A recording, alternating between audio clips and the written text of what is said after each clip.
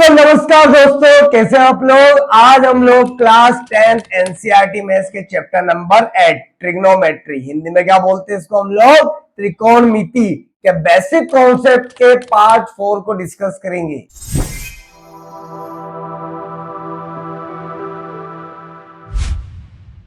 तो दोस्तों, आपकी स्क्रीन पर दिख रहा है आज का हमारा जो बेसिक कॉन्सेप्ट रहने वाला है वो ये रहेगा कि ये जो हमारे माइंड में बार बार एक डाउट आता है कि साइन 45 की जो वैल्यू रहती है वो हम लोग रट तो लेते हैं कैसे भी करके, है ना।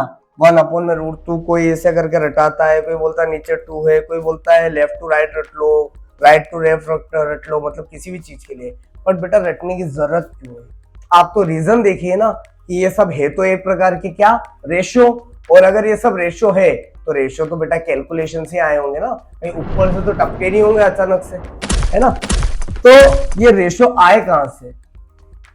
इसको निकालने के लिए हमको सबसे पहले किस चीज की जरूरत पड़ेगी? राइट एंगल ट्राइंगल की। किसकी जरूरत पड़ेगी? राइट एंगल ट्राइंगल की। और ये जो 45 है, आपको दिख रहा है 45 है ना, ये इसको थोड़ा वैसे भी बोल है। जो 45 है क्या है? एंगल है। क्या है? एंगल है। बेटा इस कॉन्सेप्ट के अंदर हमको 5 अलग अलग एंगल पे 6 अलग अलग रेशियोज याद करना पड़ेंगे, कैलकुलेशन करना पड़ेगी, है ना। तो 30 रेशियो को रटने की बजाय अगर हम उनकी डिफरेंट कैलकुलेशन को अगर अच्छे से समझ ले तो हमें एग्जाम में भूलने का या गलत कैलकुलेशन होने का डर ही नहीं रहेगा। कैसे? जैसे देखिए, जो साइन है वो 45 डिग्री पर कितना होगा, है ना। कोस 45 डिग्री पर कितना होगा? 10 45 डिग्री पर कितना होगा? इसी प्रकार से जो आगे के जो 3 रेशियो है, कोसेक, सेक और कॉट, ये 45 डिग्री पर कितने होंगे? उसी प्रकार साइन 45 है तो साइन की 30 डिग्री वैल्यू भी हमें पता होना चाहिए। साइन की 60 डिग्री पर क्या वैल्यू होगी? मतलब अगर एंगल 60 डिग्री का होगा तो तीनों जो साइड है उनके रेशियो किस प्रकार से चेंज होंगे और दो साइड के बीच का रेशियो क्या रहेगा। ठीक है, तो इस प्रकार से देखा जाए तो हमारे पास टोटल मिला के 5 एंगल है। 5 एंगल कौन कौन से? एक ये देखिए, साइन 0 डिग्री भी आएगा आपका, एक साइन 90 डिग्री भी आएगा। होते तो बेटा 360 तक है, पर वो आपका भी सिलेबस का पार्ट नहीं है ना। आपके सिलेबस जो 10th है उसका पार्ट है 5 एंगल, और 5 एंगल और ये 6 रेशियो। तो 6 5 से कितने होते हैं हमारे? 30। अब 30 रेशियोज को बेटा रटना आम बात नहीं है ना, सिलेबस काफी बड़ा है और अदर सब्जेक्ट भी पढ़ना पड़ेंगे। तो बजाय के रटने की हम लोग क्या कर लेते हैं, इसके कैलकुलेशन पार्ट पे डिस्कस कर लेते हैं। ठीक है, ये देखिए, ये क्या दिख रहा है आप लोगों को स्क्रीन पर? Right angle triangle. Right angle triangle पे आप लोगों को क्लियर रहता है कि एक 90 डिग्री का क्या बनता है यहाँ पर? एंगल बनता है। ये 90 डिग्री का हमने एंगल देख लिया है यहाँ पर, है ना। इसके बाद क्या रहता है? अगर हमारा थीटा यहाँ पर है ना, मैंने पहले बोला था थीटा से बेटा क्या डिसाइड हो जाता है हमारा? परपेंडिकुलर। क्या डिसाइड हो जाता है? परपेंडिकुलर। व्यक्ति जहां पर खड़ा रहेगा उसके सामने वाली साइड ही हमेशा क्या कहलाएगी? परपेंडिकुलर। अभी तो फिलहाल हमने थीटा इस पोजीशन को माना है। तो राइट एंगल ट्राइंगल के अंदर एक होता है परपेंडिकुलर, एक होता है हाइपोथेनस और एक होता है बेस।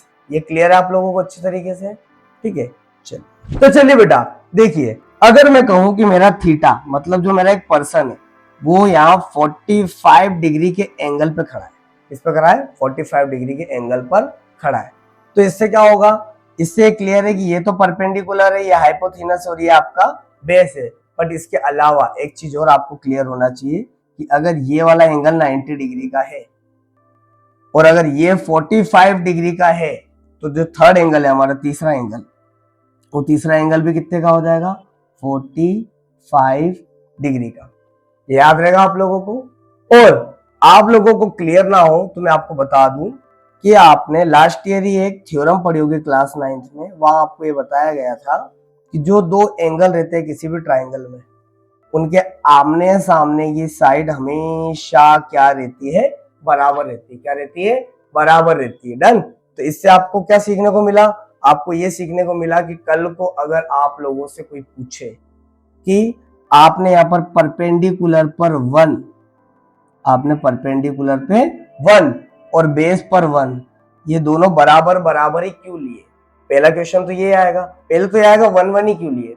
वन वन बेटा इसलिए लेते हैं क्योंकि वन वन छोटा नंबर रहता है तो रेशो बनाने में भी आसानी रहती है। आप टू टू लेकर भी करोगे तो आगे चल के रेशो कट जाएगा, है ना, मैं आपको बता दूंगा। पर यहाँ पर अभी हमने क्या लिया है, वन वन। तो दोनों के इक्वल इसलिए लिया है बेटा क्योंकि दोनों इक्वल एंगल के आमने सामने की साइड हमेशा क्या रहती है, बराबर रहती है। इसलिए दोनों साइड को हमने क्या ले लिया, इक्वल ले लिया। अब ये दोनों साइड तो इक्वल ले लिया, अब इन दोनों की साइड की हेल्प से हम लोग क्या कर लेंगे, तीसरी साइड हमारी हाइपोथेनस निकाल लेंगे। डन। तो हमने क्या सीखा कि अगर ये एंगल 45 का होगा तो ये एंगल भी 45 का होगा। अगर दोनों 45 के हैं तो उनके आमने सामने की साइड जो रहेगी अपोजिट साइड वो भी क्या रहेगी, इक्वल रहेगी। क्या रहेगी, इक्वल। और वन वन इसलिए लिया ताकि कैलकुलेशन थोड़ा सा इजी रहे हमारे लिए। और दोनों अगर इक्वल है तो तीसरी साइड हम लोग किस चीज से निकाल लेंगे, पाइथागोरस थ्योरम से। किससे निकाल लेंगे, पाइथागोरस थ्योरम से। कैसे, देखिए नीचे आइए, यहाँ पर देखिए। अब हाइपोथेनस अगर हमको निकालना है तो यहाँ पर बेस हमको क्या दे रखा है, आधार 1 का स्क्वायर, और परपेंडिकुलर भी क्या दे रखा हमको, 1 का स्क्वायर। तो 1 का स्क्वायर भी 1, या 1 का स्क्वायर भी 1, तो यहाँ पर क्या आ जाएगा 2।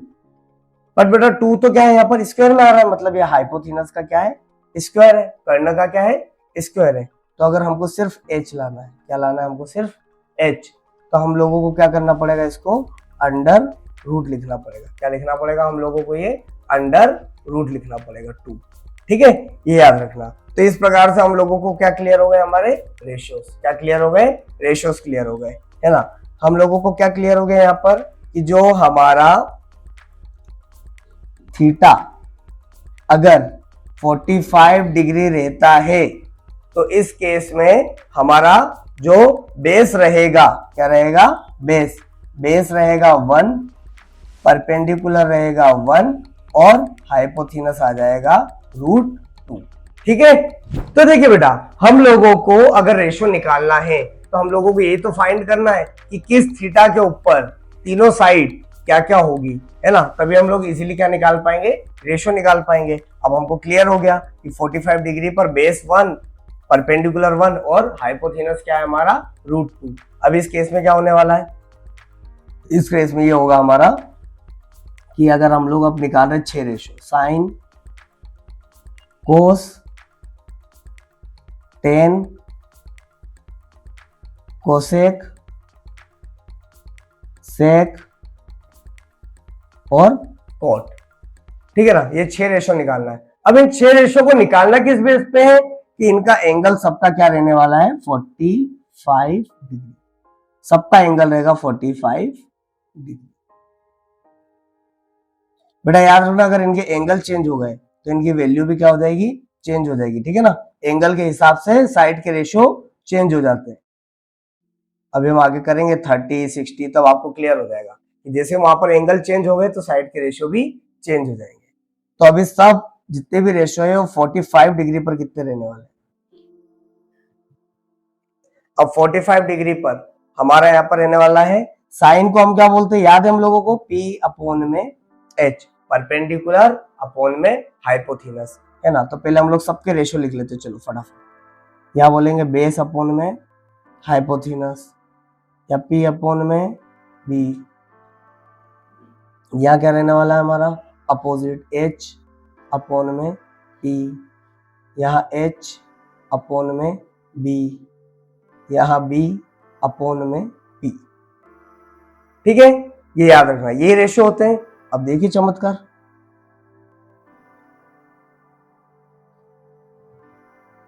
ठीक है, हमारा यहाँ पर परपेंडिकुलर है हमारा 1, और h क्या हमारा √2।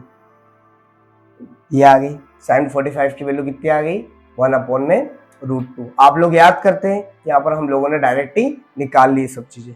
अब cos क्या होता है, b/h, तो यहाँ पर भी वैल्यू क्या आ जाएगी, 1 में √2। या क्या होता है P/b, मतलब 1 में 1, मतलब 1 ही आने वाली इसकी वैल्यू। फिर यहाँ पर h/p, मतलब √2 में 1, तो √2 में 1 तो √2 ही रहेगा। मैं तो कह रहा हूँ ऊपर की आप ये 3 वैल्यू याद कर लीजिए, बाकी की 3 तो इसका अपोजिट ही होती है ना। 1 में √2 का अपोजिट क्या होगा, √2 ही होगा, और यहाँ 1 में 1 का 1 ही रहेगा हमेशा। ठीक है बेटा। इसी तरीके से हम लोगों ने क्या सॉल्व कर लिया कि साइन, कोस, टेन, कोसेक, सेक और कॉट अगर 45 डिग्री पर रहेगा तो उस केस में हमारी वैल्यू ये आने वाली है। और सबसे ज्यादा मेनली हम लोगों ने कैलकुलेशन पार्ट में क्या सीखा है, ये वाला हिस्सा बेटा। इस वाले हिस्से को लाइफ में कभी मत भूल लेना गलती से, बहुत दिक्कत आ जाएगी। इसके लिए हम लोगों ने इतना संघर्ष किया पीछे जाकर, है ना, कि हमने पूरे कॉन्सेप्ट के हिसाब से साइड डिसाइड करी, फिर पाइथागोरस के हिसाब से क्या करा, तीसरी साइड हाइपोथेनस रूट 2 निकाला। आपको एक एक चीज क्लियर होना चाहिए। आपको क्या क्लियर होना चाहिए, पहली चीज, अगर 45 डिग्री का एंगल रहता है तो दोनों एंगल ही 45 डिग्री के रहेंगे, और दोनों एंगल अगर 45 डिग्री के हैं तो इस केस में क्या होने वाला है, इस केस में जो हमारी परपेंडिकुलर और बेस वाली जो साइड रहती है वो दोनों इक्वल रहेगी। क्यों, क्योंकि दो एंगल के सामने वाली साइड क्या रहती है, इक्वल रहती है। और दोनों एंगल के सामने वाली साइड अगर इक्वल है तो उनका जो स्क्वायर रहता है उसको प्लस करके हम क्या कर सकते हैं, तीसरे साइड के स्क्वायर के बराबर ला सकते हैं। और अगर तीसरी साइड का स्क्वायर नहीं निकालते हो, तीसरी साइड ही अगर हमको निकालना है, third side, another side, last side, final side, जो भी आप बोलते हैं, तो उसको हमको क्या करना पड़ेगा, उसके ऊपर रूट लगाना पड़ेगा। तो इस तरीके से हमारा आंसर आ जाएगा। ठीक है बेटा, ये देखिए। तो देखिए बेटा, फाइनली आप लोगों की स्क्रीन पर आप लोगों को क्या दिख रहा है कि साइन 45, कोस 45, टेन 45, कोसेक, सेक, कोट सबकी 45 डिग्री पर वैल्यू आ गई। अब इस चीज को रटना नहीं है, तो हम लोगों को माइंड में क्या रखना है, ये रखना है हम लोगों को यहाँ पर कि जो हमारा थीटा है वो क्या है, 45 डिग्री। डन। इसके ऊपर हम लोगों को ये अपना डायग्राम बहुत अच्छी तरीके से याद रखना पड़ेगा। अगर ये डायग्राम आपको अच्छे से याद है मतलब आपका सब कुछ क्लियर है। ठीक है, एक ट्रायंगल बना लेना, ए बी और सी, है ना। इसको इस तरीके से फॉर्म करना है कि ये कितना है हमारा 90 डिग्री, है ना। ये हमारा क्या है 45 डिग्री, तो सामने वाला भी 45 ही होने वाला है ना। सामने वाला 45, ये 45, तो इनके आमने सामने की साइड क्या हो जाएगी, अपोजिट साइड 1 1, और 1 1 है तो ये क्या हो जाएगा, √2 हो जाएगा। किसके द्वारा, पीजीटी। पीजीटी मतलब पाइथागोरस थ्योरम। ठीक है, इसकी हेल्प से आपने निकाल लिया। अब आपको पता है कि ये थीटा है, तो इस केस में हमारा क्या हो जाएगा, ये परपेंडिकुलर, ये बेस और ये हाइपोथेनस। डन। ये तीनों चीजें हमको क्लियर करना। अगर आप लोगों को ये डायग्राम बहुत अच्छी तरीके से याद रहता है